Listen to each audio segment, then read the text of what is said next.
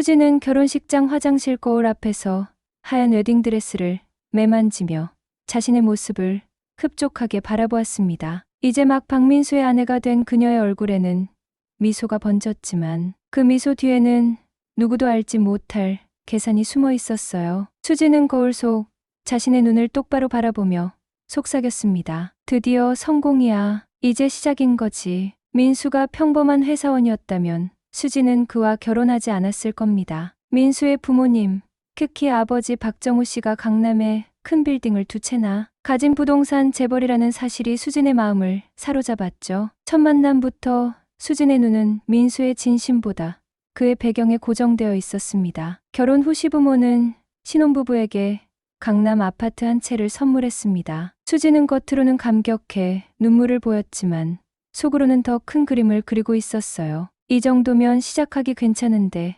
하지만 이건 시작에 불과해. 저녁 식사 자리에서 시어머니 김영숙은 소박하고 정갈한 음식을 손수 준비했습니다. 수지는 시어머니의 모든 행동을 면밀히 관찰하며 마음에 새겼어요. 어떻게 행동해야 이 온순한 여인의 마음을 얻을 수 있을지, 어떻게 하면 그녀가 가진 모든 것을 자연스럽게 넘겨받을 수 있을지 머릿속으로 계산했습니다. 어머니, 정말 솜씨가 대단하세요. 저도 어머니처럼 요리를 배울 수 있을까요? 수진이 달콤한 목소리로 물었습니다. 김영숙은 며느리의 말에 기쁜 미소를 지었습니다. 그럼 우리 며느리가 배우고 싶다면 언제든 가르쳐 줄게. 시아버지 박정우는 자랑스러운 얼굴로 아들과 며느리를 바라보았어요. 우리 민수가 복이 많아 이런 며느리를 만났구먼. 그 전에 잠깐, 여러분은 어디에서 사연을 듣고 계신가요? 댓글로 알려주세요. 여러분의 좋아요와 구독은 영상 제작에 아주 큰 힘이 됩니다. 그럼 바로 시작하겠습니다. 여보, 우리도 이제 편하게 살 날이 왔네. 수지는 달콤한 미소를 지으며 속으로 생각했습니다. 그럼요. 편하게 사세요. 아주 편하게요. 그 대신 모든 걸 제게 넘겨주시면 돼요. 밤이 깊어 민수가 잠든 후 수지는 새 아파트의 베란다에 혼자 서서 서울의 밤 풍경을 내려다보았습니다. 불빛이 반짝이는 도시를 바라보며 그녀의 눈도 욕망으로 반짝였어요. 차가운 밤바람이 그녀의 머리카락을 흐트렸지만 수진의 결심은 더욱 단단해졌습니다. 언젠간 이 모든 게 다 내 것이 될 거야. 이 집도, 시부모님의 빌딩도, 그들의 모든 재산도 시간 문제일 뿐이지. 수지는 자신의 손가락으로 창문에 보이지 않는 그림을 그리듯 서울의 풍경을 쓸어내렸습니다. 그녀의 마음속에는 이미 시부모의 재산을 차지하기 위한 계획이 하나씩 그려지고 있었어요. 다만 수지는 알지 못했습니다. 모든 계획에는 예상치 못한 변수가 있다는 것을, 그리고 그 변수가 언젠가 그녀를 무너뜨릴 수도 있다는 사실을요. 바람 한 점 없이 맑은 가을날, 모든 것이 평화로워 보이는 오후였습니다. 김영숙은 거실 창가에 앉아 뜨개질을 하고 있었어요. 오후의 햇살이 그녀의 부드러운 흰 머리카락을 금빛으로 물들였지만 갑자기 울린 전화벨 소리가 그 평화를 깨뜨렸습니다. 여보세요?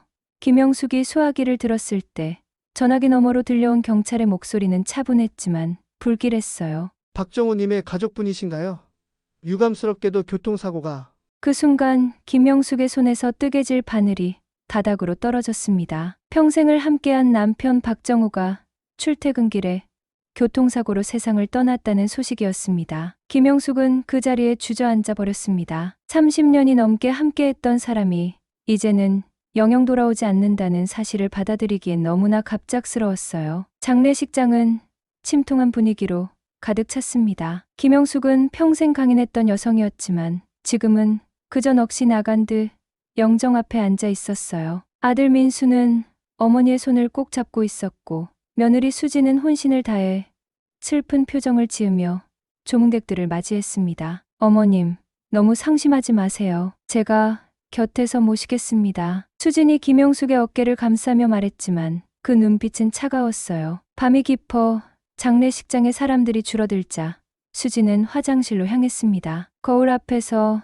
눈가에 눈물 자국을 지우며 그녀는 마침내 가면을 벗고 본 모습을 드러냈어요. 입가에는 미세한 미소가 번졌고 눈에는 계산하는 빛이 어렸습니다. 이제 하나 남았네. 시어머니만. 수지는 거울 속 자신의 모습에게 속삭였어요. 그 목소리에는 서늘함이 배어 있었습니다. 장례를 마치고 집으로 돌아온 김영숙은 남편의 모든 물건을 그대로 두었습니다. 남편의 슬리퍼, 안경, 읽다만 신문까지. 그가 곧 돌아올 것만 같았어요. 하지만 현실은 냉혹했고 김영숙은 이제 혼자였습니다. 어머니, 아버님 유품을 정리해 드릴까요?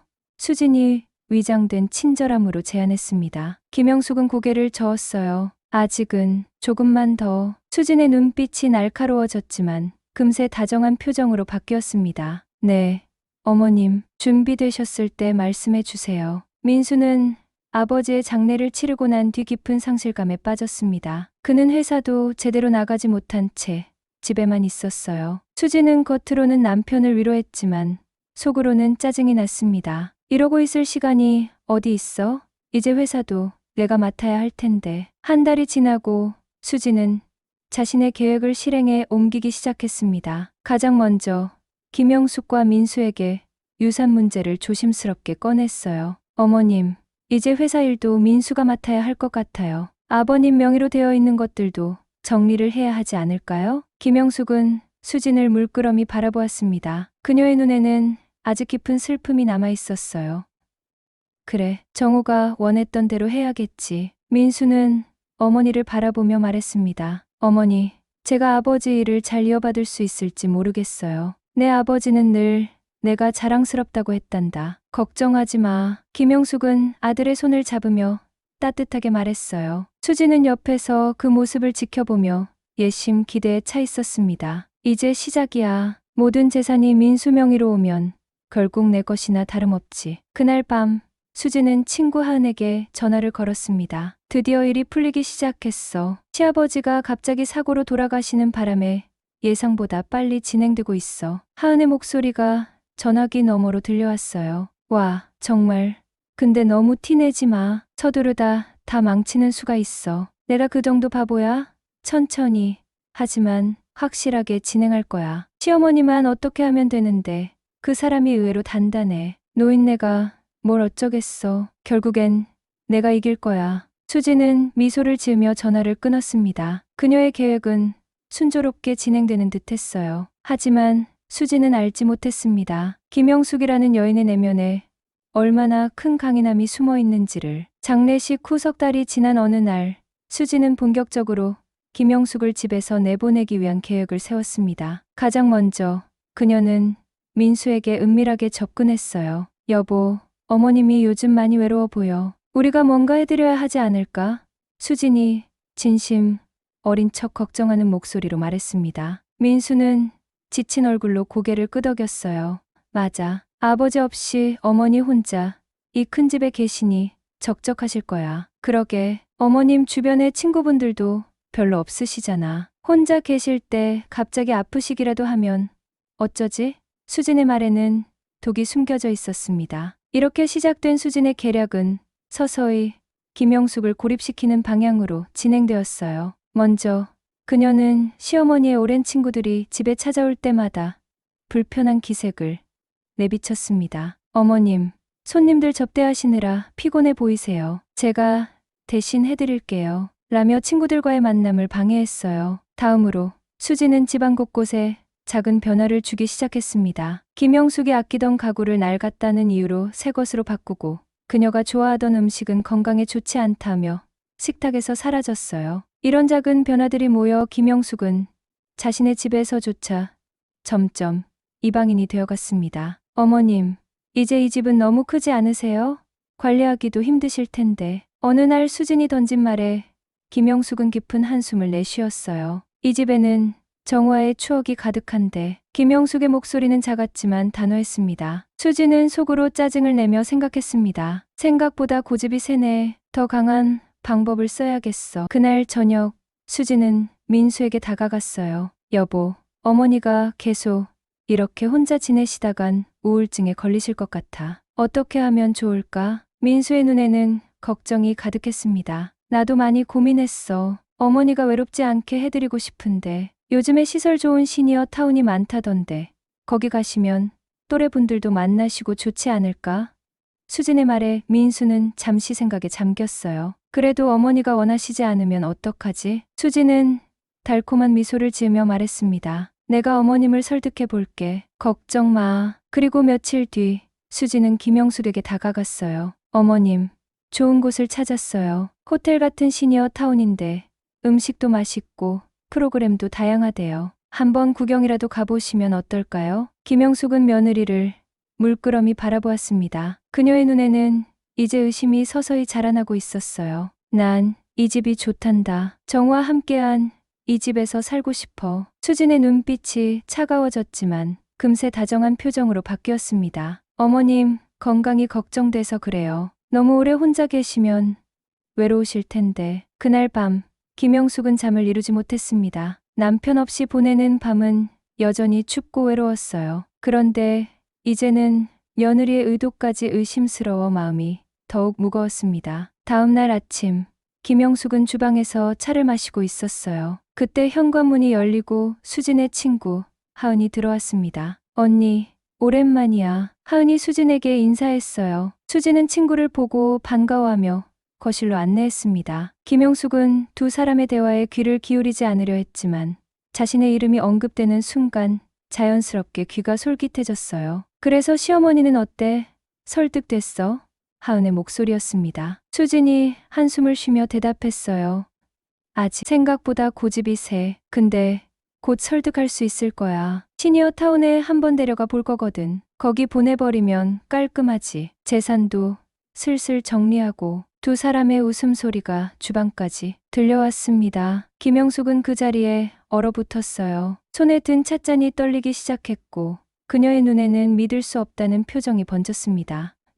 이 아이가. 김영숙은 그날 밤 조용히 짐을 쌌습니다. 많은 것을 가져가지는 않았어요. 몇 벌의 옷과 남편의 사진, 그리고 결혼반지. 그녀는 아들에게 짧은 메모를 남기고 새벽녘에 집을 나섰습니다. 잠시 혼자 있을 시간이 필요하구나. 걱정하지 마라. 김영숙이 떠난 자리에는 평생을 함께한 집과 그녀를 배신한 가족, 그리고 깨어진 신뢰만이 남았습니다. 김영숙이 택시에서 내린 곳은 서울 외곽의 조용한 아파트 단지였습니다. 새벽 공기가 차가웠지만 그녀의 마음은 더 차가웠어요. 주소를 확인하며 발걸음을 옮기는 그녀의 눈에는 결연한 의지가 서려 있었습니다. 초인종을 누르자 잠시 후 문이 열렸어요. 문 앞에 선 남자는 60대 중반의 단정한 모습이었습니다. 이상우는 김영숙을 보자마자 놀란 표정을 지었어요. 영숙 씨, 이 시간에 무슨 일이에요?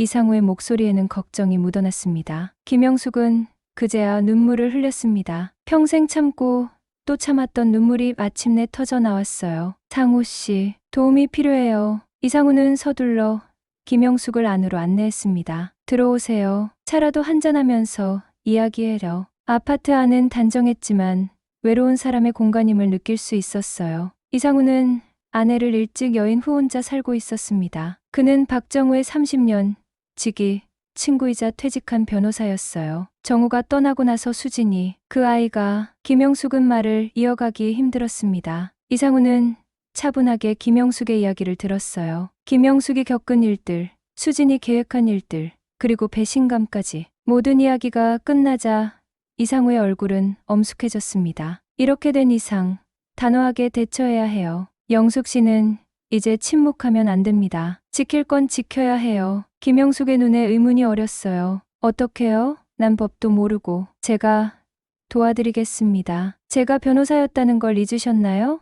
이상우는 단호하게 말했습니다. 재산, 증여를 취소할 수 있는 방법이 있어요. 배은망덕한 자녀에 대한 증여 취소는 민법에도 명시되어 있습니다. 김영숙은 잠시 생각에 잠겼어요. 평생 다른 사람을 위해 살아온 그녀가 이제는 자신을 위해 싸워야 할 때였습니다.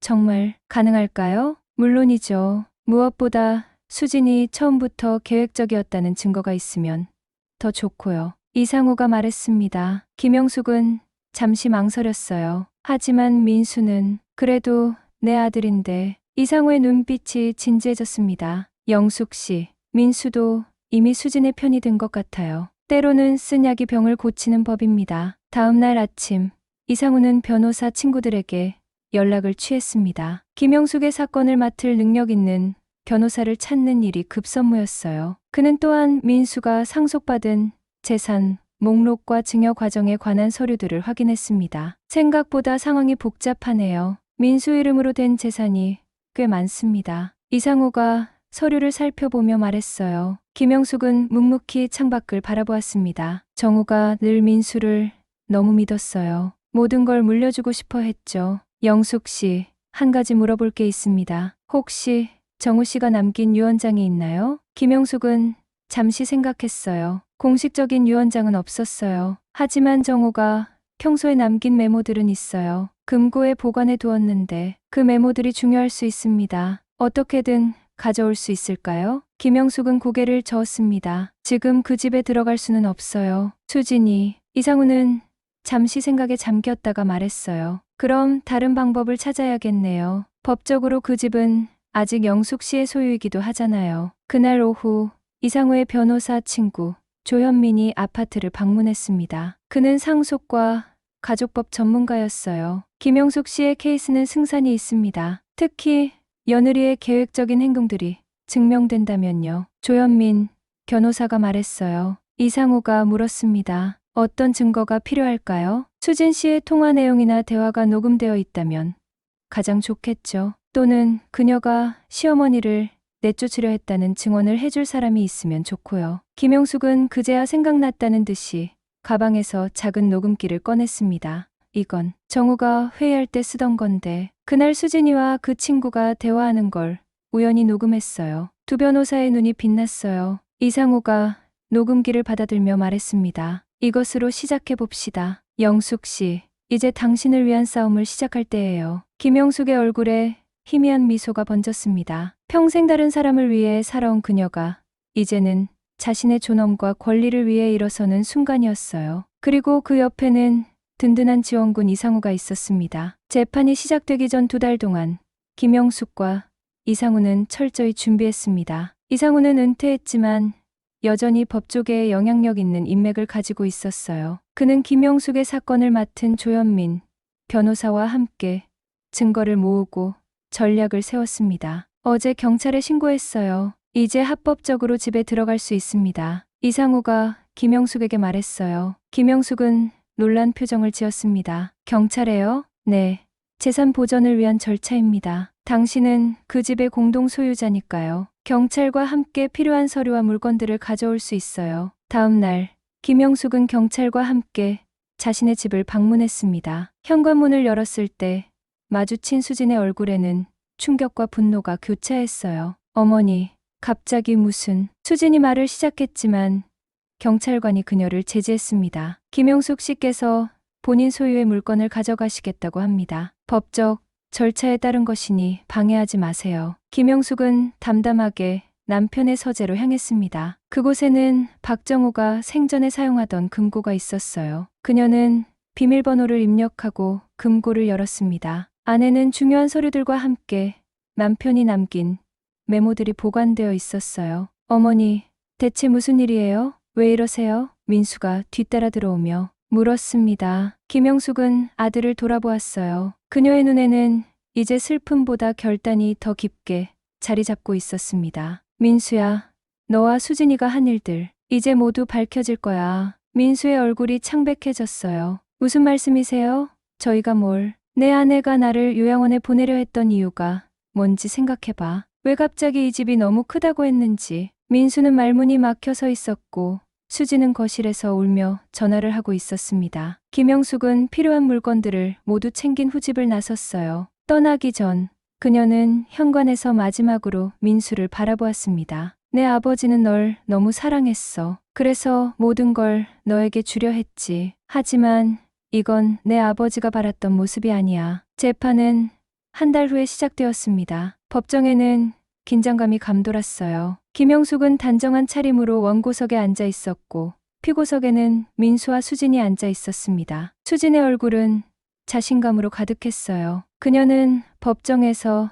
자신이 이길 것이라고 확신하는 듯했습니다. 이 사건은 단순한 가족 분쟁이 아닙니다. 조현민 변호사가 모두 진술을 시작했어요. 이것은 계획적으로 노년의 여성을 속이고 그녀의 재산을 탐내어 집에서 쫓아내려 한 사건입니다. 수진의 변호사가 반박했습니다. 우리 의뢰인은 단지 시어머니의 건강과 행복을 위해 좋은 환경을 제안했을 뿐입니다. 이것이 어떻게 범죄가 될 수 있습니까? 재판이 진행되면서 조현민 변호사는 결정적인 증거를 제출했어요. 김영숙이 녹음한 수진과 하은의 대화였습니다. 법정에 울려 퍼진 수진의 목소리는 차갑고 계산적이었습니다. 거기 보내버리면 깔끔하지. 재산도 슬슬 정리하고. 녹음이 끝나자 법정은 침묵에 빠졌어요. 민수의 얼굴은 참담했고 수진은 창백해졌습니다. 판사는 심각한 표정으로 수진을 바라보았어요. 피고인 측은 이 녹음에 대해 어떻게 설명하시겠습니까? 수진의 변호사가 당황하며 말했습니다.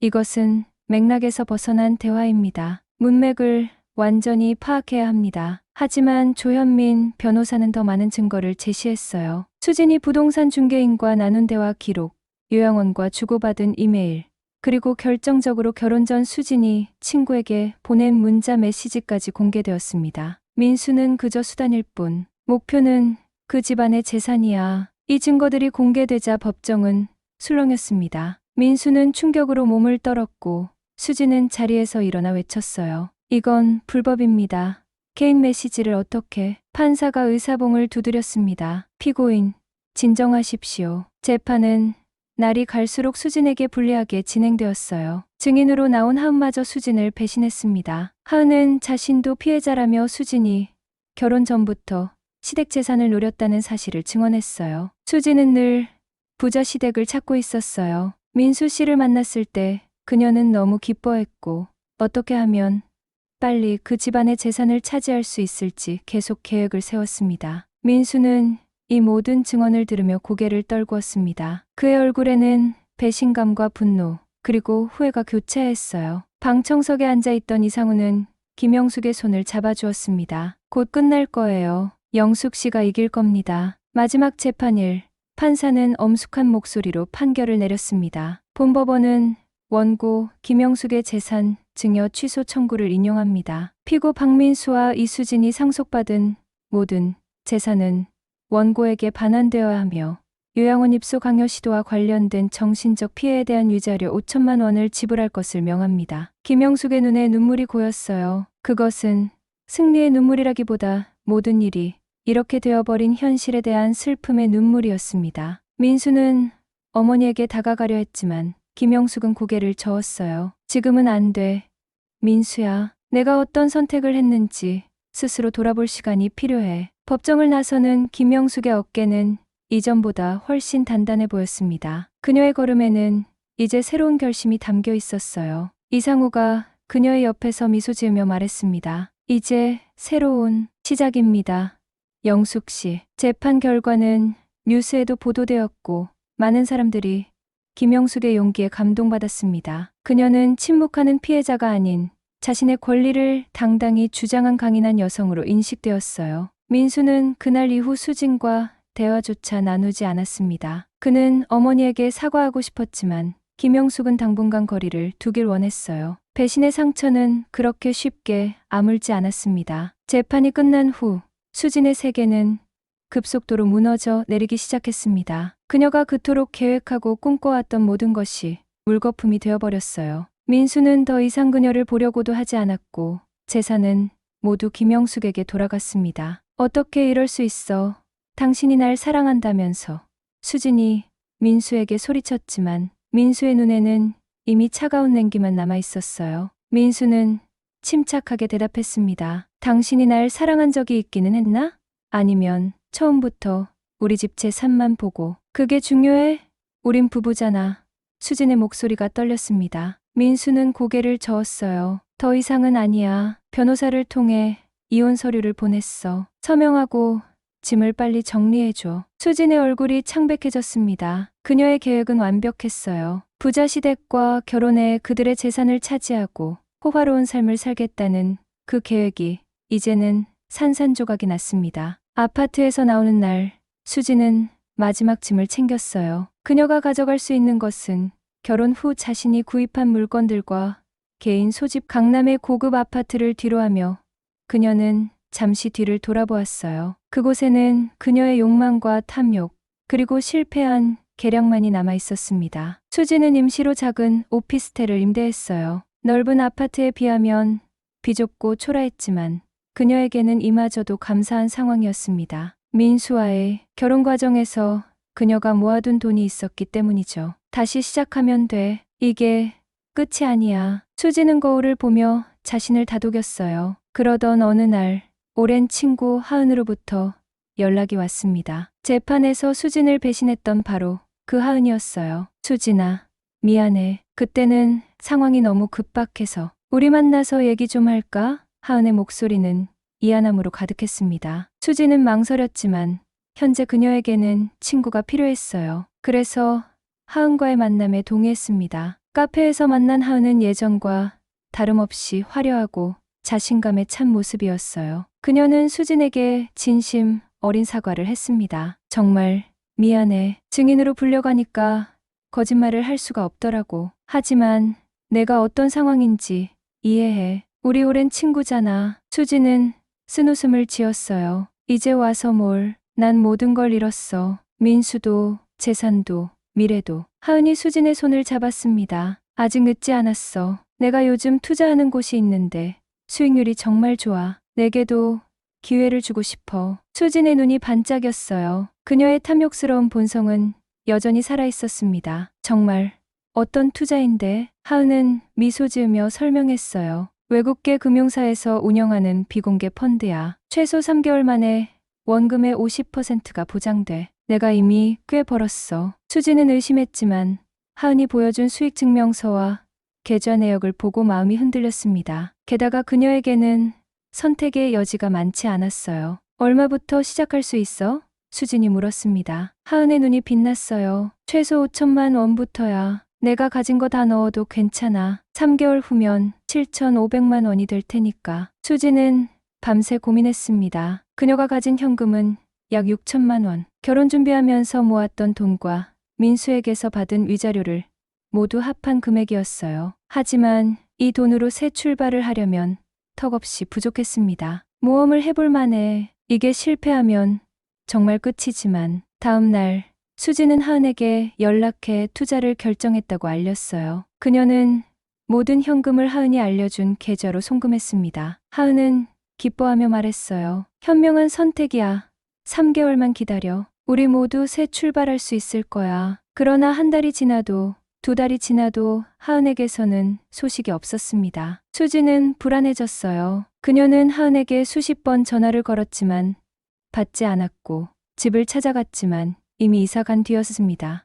안 돼. 이럴 순 없어. 수지는 하은의 빈집 앞에서 주저앉았어요. 경찰에 신고했지만 소용없었습니다. 하은은 이미 해외로 도주한 뒤였고 수진이 송금한 돈은 여러 단계를 거쳐 추적이 불가능한 상태가 되었어요. 수지는 하은에게 사기를 당한 것이었습니다. 마지막 희망마저 사라진 수지는 오피스텔 월세도 내지 못하게 되었어요. 그녀는 결국 짐을 싸서 저렴한 고시원으로 이사해야 했습니다. 좁고 답답한 방, 공용 화장실과 샤워실, 그리고 얇은 벽 너머로 들리는 이웃의 소리들. 이곳은 그녀가 꿈꾸던 삶과는 너무나 거리가 멀었습니다. 고시원 방에 짐을 풀며 수지는 가방 속에서 우연히 결혼식 사진 한 장을 발견했어요. 행복해 보이는 민수의 얼굴, 그리고 그 옆에서 미소 짓고 있는 김영숙과 박정우의 모습. 수지는 그 사진을 바라보며 처음으로 진심 어린 눈물을 흘렸습니다. 결국 나에게 남은 건 욕심뿐이었어. 고시원의 작은 방은 수진의 현실이 되었습니다. 햇빛 한 줄기도 들어오지 않는 이 좁은 공간에서 그녀는 자신의 지난 날을 되돌아보며 밤을 지새웠어요. 벽지는 누렇게 변색되어 있었고 천장에서는 물기가 스며 나왔습니다. 한때 호화로운 생활을 꿈꾸던 그녀가 이제는 이런 곳에서 살게 될 줄은 상상도 하지 못했어요. 수지는 마지막 남은 몇 개의 귀금속을 팔아 당장의 생활비를 해결했습니다. 그녀는 일자리를 찾기 위해 여러 곳에 이력서를 넣었지만 특별한 경력 없이 대학만 졸업한 30대 여성에게 돌아오는 것은 거절, 매일뿐이었어요. 이럴 수는 없어. 내가 이렇게 살 사람이 아니야. 수지는 매일 밤 스스로에게 되뇌었습니다. 그녀는 마지막 희망으로 민수에게 연락을 시도했어요. 문자 메시지부터 시작해 전화, 이메일까지. 하지만 모든 시도는 무시되었습니다. 민수는 이미 그녀의 존재를 자신의 삶에서 지워버린 상태였어요. 어느 날 저녁, 수지는 용기를 내어 김영숙이 살던 집 근처로 갔습니다. 멀리서 그 집을 바라보며 그녀는 자신이 무엇을 원하는지 스스로도 확실히 알지 못했어요. 사과, 용서, 아니면 또 다른 기회? 그때 현관문이 열리고 김영숙이 누군가와 함께 나오는 모습이 보였습니다. 김영숙의 옆에는 이상우가 있었어요. 두 사람은 밝게 웃으며 이야기를 나누었고 함께 차에 올라탔습니다. 김영숙의 얼굴은 수진이 알던 것보다 훨씬 평온하고 행복해 보였어요. 수진은 그 광경을 바라보며 갑자기 온몸의 한기를 느꼈습니다. 그녀가 망치려 했던 사람은 지금 자신보다 훨씬 나은 삶을 살고 있었어요. 반면 자신은 모든 것을 잃고 나락으로 떨어졌습니다. 고시원으로 돌아오는 길, 수지는 편의점에 들러 소주 한 병을 샀어요. 술을 마시며 그녀는 자신의 실패한 인생을 돌아보았습니다. 어린 시절부터 그녀는 성공과 부에 집착해왔어요. 평범한 가정에서 자란 그녀는 늘 더 많은 것을 가진 친구들을 부러워했고 어떻게든 그들과 같은 삶을 살고 싶었습니다. 내가 왜 이렇게 됐을까? 수지는 맑은 정신으로 처음으로 자신을 돌아보았어요. 고시원 방 구석에는 먼지가 쌓인 종이 상자가 있었습니다. 수지는 비틀거리며 그곳으로 가 상자를 열었어요. 안에는 그녀의 과거가 고스란히 담겨 있었습니다. 대학 졸업장, 첫 직장 명함, 그리고 민수를 만나기 전 찍은 친구들과의 사진들. 그중 한 장의 사진이 그녀의 시선을 사로잡았어요. 대학 시절 봉사활동을 하며 찍은 사진이었습니다. 수지는 노인분들과 함께 밝게 웃고 있었어요. 그 미소는 지금의 그녀에게서는 찾아볼 수 없는 순수하고 진실된 것이었습니다. 이때는 행복했었나? 수지는 사진을 바라보며 중얼거렸어요. 그녀는 갑자기 자신이 언제부터 변했는지 생각했습니다. 언제부터 타인의 불행을 딛고 자신의 행복을 찾으려 했는지, 언제부터 사랑보다 물질을 우선시했는지. 답을 찾기 어려웠지만 하나만은 분명했어요. 그녀는 잘못된 길을 택했고 그 결과는 처참했습니다. 다음 날 아침, 수지는 오랜만에 정갈한 모습으로 거울 앞에 섰습니다. 그녀는 지역 복지관에 전화를 걸어 봉사활동이 가능한지 문의했어요. 작은 것부터 다시 시작하기로 한 그녀의 결심은 약했지만 그래도 처음으로 진심이었습니다. 네, 경력은 없지만 성실히 배우겠습니다. 수진이 전화로 말했어요. 봉사를 시작한 지 일주일이 지난 어느 날, 수진은 복지관에서 한 노인을 돌보고 있었습니다. 그분은 김영숙과 비슷한 연배였어요. 노인은 수진의 손을 잡으며 미소 지었습니다. 아가씨, 얼굴이 참 착해 보이는구먼. 근데 눈에 슬픔이 가득하네. 수지는 그 말에 가슴이 저려왔어요. 그녀는 처음으로 자신의 이야기를 낯선 이에게 털어놓았습니다. 욕심 때문에 남편과 시어머니를 속인 일, 모든 것을 잃고 친구에게 사기를 당한 일, 그리고 지금 자신이 느끼는 후회와 혼란까지. 노인은 말없이 수진의 이야기를 들어주었어요. 이야기가 끝나자 그분은 수진의 어깨를 가볍게 토닥였습니다. 인생은 멀고도 험한 길이야. 실수도 하고 넘어지기도 하지. 중요한 건 다시 일어나는 거야. 내가 지금 그걸 하고 있구먼. 그날 밤, 수지는 고시원으로 돌아와 오랜만에 편안한 잠을 잤습니다. 그녀의 꿈에는 욕망도 후회도 없었어요. 단지 새롭게 시작할 수 있다는 희망만이 있었습니다. 하지만 그런 평화도 잠시. 다음 날 고시원 주인이 그녀의 방문을 두드렸어요. 월세가 밀렸는데 언제쯤 내실 수 있나요? 현실은 여전히 냉혹했습니다. 수지는 봉사활동으로는 생계를 유지할 수 없었어요. 그녀는 이제 진짜 바닥을 경험하고 있었습니다. 달력을 바라보며 그녀는 한숨을 내쉬었어요. 오늘은 그녀와 민수의 결혼기념일이었습니다. 이런 날이었다면 예전에는 비싼 레스토랑에서 저녁을 먹고 명품 선물을 교환했을 텐데 지금 그녀에게는 방 한 칸의 월세를 낼 돈조차 없었습니다. 수지는 바닥에 널브러진 결혼사진을 바라보았어요. 먼지 쌓인 그 사진 속에는 그녀의 탐욕과 실패, 그리고 후회가 모두 담겨 있었습니다. 수지는 사진을 품에 꼭 안고 무릎을 꿇었어요. 그리고 처음으로 진심 어린 눈물을 흘렸습니다. 김영숙이 강원도 동해의 작은 마을로 이사한 것은 재판이 끝나고 2달 후였습니다. 그녀는 평생 살던 서울을 떠나 새로운 시작을 결심했어요. 이상우는 그녀의 결정을 존중했고 함께 바닷가 마을로 이주했습니다. 여기 공기가 정말 좋네요. 김영숙이 바다를 바라보며 말했습니다. 이상우는 옆에서 미소 지었어요. 정우가 늘 은퇴하면 바다가 보이는 곳에서 살고 싶다고 했잖아요. 이제라도 그 꿈을 이루는 거예요. 동해의 작은 마을은 평화로웠습니다. 바다는 매일 다른 색을 보여주었고 마을 사람들은 순박하고 따뜻했어요. 김영숙은 이곳에서 오랜만에 마음의 안정을 찾았습니다. 여기서 작은 찻집을 열면 어떨까요? 어느 날 김영숙이 제안했어요. 이상우의 눈이 반짝였습니다. 좋은 생각이에요. 영숙 씨가 만드는 차와 다과는 정말 맛있으니까. 그렇게 해서 정우다방이 탄생했습니다. 바다가 내려다 보이는 언덕 위의 작은 한옥 건물을 개조한 찻집은 곧 마을의 명소가 되었어요. 한국 전통차와 직접 만든 다과를 대접하는 이 공간은 김영숙의 따뜻한 마음이 담겨 있었습니다. 정우 씨가 보면 좋아했을 거예요. 이상우가 말했어요. 김영숙은 미소를 지었습니다. 네, 그는 늘 내 요리와 차를 좋아했으니까요. 찻집 한쪽에는 박정우의 사진이 놓여 있었어요. 그 앞에는 늘 신선한 꽃 한 송이가 꽂혀 있었습니다. 김영숙은 비록 남편을 잃었지만 그를 향한 사랑은 여전히 마음 깊이 간직하고 있었어요. 마을 사람들은 김영숙과 이상우를 금방 따뜻하게 받아들였습니다. 그들은 두 사람이 서울에서 온 노부부라고 생각했어요. 김영숙과 이상우는 그 오해를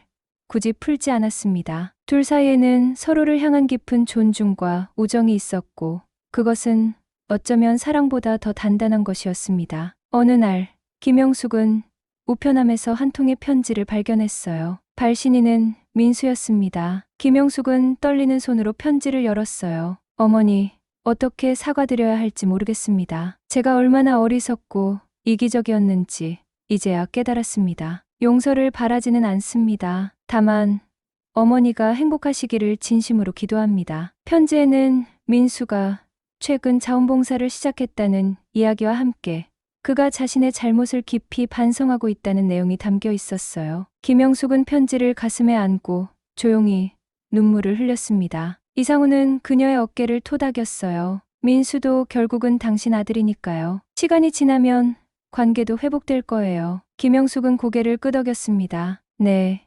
언젠가는요. 지금은 우리 모두 치유의 시간이 필요해요. 시간이 흐르며 정우다방은 더욱 유명해졌습니다. 주말이면 서울에서 온 관광객들로 북적였고 김영숙의 전통차와 한과는 입소문을 타고 전국에 알려졌어요. 그녀는 이제 새로운 삶의 의미를 찾았습니다. 어느 겨울날 찻집에 한 여성 손님이 찾아왔습니다. 그녀는 구석자리에 앉아 조용히 차를 마시고 있었어요. 김영숙은 그 손님이 누구인지 금방 알아보았습니다. 수진이었습니다. 김영숙은 잠시 망설이다가 수진의 테이블로 향했어요. 차는 마음에 드나요? 수진은 놀라 고개를 들었습니다. 그녀의 얼굴은 예전보다 훨씬 초췌해 보였어요. 눈에는 두려움과 부끄러움이 가득했습니다. 어머니, 수진은 말을 더듬었습니다. 김영숙은 수진 앞에 앉았어요. 두 사람 사이에는 무거운 침묵이 내려앉았습니다. 과거의 상처와 배신, 그리고 용서하기 힘든 기억들이 그 침묵 속에 모두 담겨 있었어요. 어떻게 여기를 찾아왔니? 김영숙이 먼저 입을 열었습니다. 수진은 손가락으로 찻잔을 만지작거리며 대답했어요. 신문에서 정우다방에 대한 기사를 봤어요. 어머니가 새 출발을 하셨다는 소식을 듣고 김영숙은 말없이 수진을 바라보았습니다. 그녀의 눈에는 분노보다는 연민이 더 많이 담겨 있었어요. 사과드리러 왔어요. 수진이 마침내 고개를 들었습니다. 제가 한 일이 용서받을 수 없다는 걸 알아요. 그래도 정말 죄송하다고 말씀드리고 싶었어요. 김영숙의 얼굴에 희미한 미소가 번졌어요. 사람은 누구나 실수를 해. 중요한 건 그 후에 어떻게 사는가지. 수진의 눈에 눈물이 고였습니다. 전 모든 걸 잃었어요. 하은에게 사기를 당하고 마지막 남은 돈까지 잃었죠. 지금은 복지관에서 일하면서 겨우 살고 있어요. 그래도 살아있잖니. 그게 중요한 거야. 김영숙이 부드럽게 말했어요. 수진은 가방에서 작은 봉투를 꺼냈습니다. 이건 제가 그동안 모은 돈이에요. 피해 보상금에 비하면 턱없이 적지만 조금이라도 갚고 싶었어요. 김영숙은 봉투를 받지 않았어요. 대신 그녀는 수진의 손을 덮으며 말했습니다. 돈은 됐어. 대신 내 인생을 바르게 살아. 그게 내게 주는 가장 큰 선물이 될 거야. 수지는 더 이상 참지 못하고 흐느꼈습니다. 그녀의 어깨가 흔들렸고 오랫동안 가슴에 묻어둔 후회와 죄책감이 눈물로 쏟아져 나왔어요. 김영숙은 조용히 그녀의 등을 토닥였습니다. 용서라는 단어를 입에 담지는 않았지만 그녀의 행동은 이미 용서의 시작을 의미했어요. 차가 식기 전에 마셔. 김영숙은 자리에서 일어나며 말했습니다. 언제든 이 다방에 와도 좋아. 차는 내가 대접할게. 그날 이후 수지는 가끔씩 정우다방을 찾아왔습니다. 그녀는 멀리서 김영숙과 이상우가 평화롭게 지내는 모습을 지켜보곤 했어요. 그들의 삶에 다시 끼어들 자격이 없다고 생각했지만 그곳에 오는 것만으로도 위안을 얻었습니다. 어느 봄날 김영숙은 다방 테라스에 앉아 바다를 바라보고 있었어요. 이상우가 따뜻한 차를 가져오며 그녀 옆에 앉았습니다. 무슨 생각을 그렇게 해요? 이상우가 물었어요. 김영숙은 미소 지었습니다. 지난 날들을 생각하고 있었어요. 정화의 시간, 민수가 자랄 때, 그리고 모든 것이 변했던 순간들도요. 후회되는 일이 있나요? 이상우의 질문에 김영숙은 고개를 저었습니다. 아니요.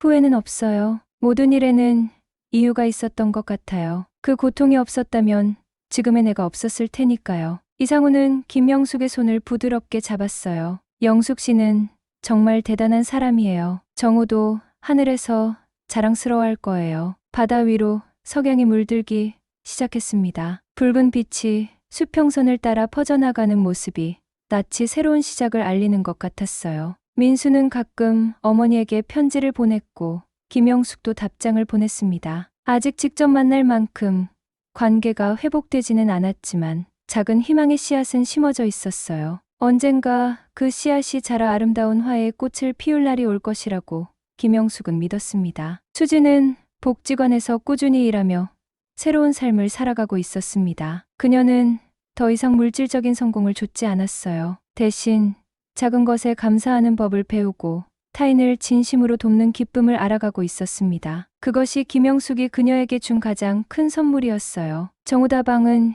이제 그 지역의 명소가 되었습니다. 사람들은 맛있는 차와 다과를 즐기러 오기도 했지만 많은 이들이 김영숙의 따뜻한 미소와 지혜로운 이야기를 듣기 위해 찾아왔어요. 그녀는 어느새 마을의 어른으로 존경받게 되었습니다. 김영숙이 앉은 테라스에서는 끝없이 펼쳐진 바다가 보였어요. 파도는 끊임없이 밀려왔다, 물러갔다를 반복했습니다. 그것은 마치 인생과도 같았어요. 기쁨과 슬픔, 만남과 이별, 상처와 치유가 파도처럼 번갈아 찾아왔다가 떠나갔습니다. 파도가 참 아름답네요. 이상우가 말했습니다. 김영숙은 고개를 끄덕였어요. 네, 파도는 언제나 앞으로 나아가요. 어떤 바위에 부딪혀도 다시 바다로 돌아가 힘을 얻고 또 밀려오죠. 우리 인생도 그렇잖아요. 바다 너머로 태양이 완전히 사라지고 하늘에는 별들이 하나둘 빛나기 시작했습니다. 김영숙은 깊은 숨을 들이마셨어요. 공기는 바다 내음으로 가득했고 그 속에는 새로운 시작의 향기가 담겨 있었습니다. 이제 진짜 행복하신가요? 이상우가 물었어요. 김영숙은 미소 지으며 대답했습니다. 네, 지금 이 순간이 제 인생에서 가장 평화롭고 행복한 시간이에요. 그녀의 얼굴에는 더 이상 과거의 상처나 비통함이 보이지 않았습니다. 그저 지혜와 평온함, 그리고 새로운 삶을 살아가는 기쁨이 가득했어요. 김영숙은 인생의 쓰디쓴 배신을 경험했지만 그것에 굴복하지 않고 자신만의 길을 개척했습니다. 그리고 그 과정에서 진정한 자신을 발견했어요. 정우다방의 등불이 하나둘 켜지기 시작했습니다. 그 따뜻한 불빛은 마치 어둠 속의 등대처럼 길을 잃은 이들에게 위안을 주었어요. 김영숙은 이제 자신도 누군가에게 그런 등대 같은 존재가 되었다는 사실에 감사했습니다. 바다 위로 떠오른 보름달이 잔잔한 물결 위에 은빛길을 만들었어요. 김영숙은 그 달빛길을 바라보며 생각했습니다. 정우야, 보고 있니? 난 이제 괜찮아. 새로운 시작을 했어. 마을의 밤은 고요했고 정우다방의 불빛은 어둠 속에서 더욱 밝게 빛났습니다. 그곳에는 아픔을 이겨내고 새 삶을 시작한 한 여인의 용기와 지혜, 그리고 무한한 가능성이 담겨 있었어요. 김영숙은 마지막으로 바다를 바라보며 속삭였습니다. 모든 것에 감사해요. 그녀의 말은 바람을 타고 멀리 바다로 퍼져나갔고 타도는 그 마음을 받아 끊임없이 해안을 어루만졌습니다. 그렇게 김영숙의 새로운 인생은 계속되었고 그녀가 남긴 발자국은 많은 이들에게 희망의 메시지가 되어 오랫동안 기억될 것입니다.